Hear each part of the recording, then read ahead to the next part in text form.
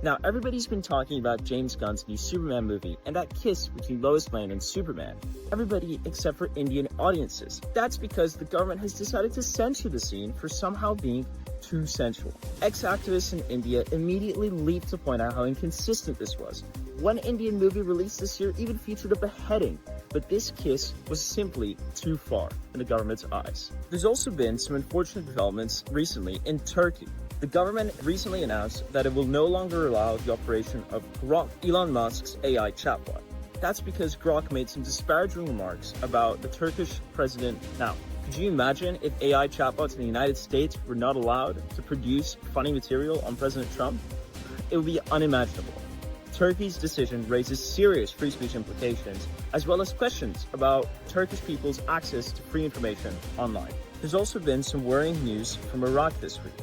Ala al-Bukhatari, an Iraqi activist, was arrested in the city of Basra in the dead middle of the night, according to his brother, Uday Bukhatari. Iraqi authorities have produced no warrant or evidence for why Bukhatari should have been arrested. All we know is that he made some posts calling for protests against Iraqi authorities and the Ministry of Oil for high water salinity levels in his hometown of Basra. What I've just told you about is just a fraction of what we've reported on The Free Flow, our free speech weekly newsletter. Check out The Bedrock Principle, our Substack, at thebedrockprinciple.com for more info about free speech news across the world every week.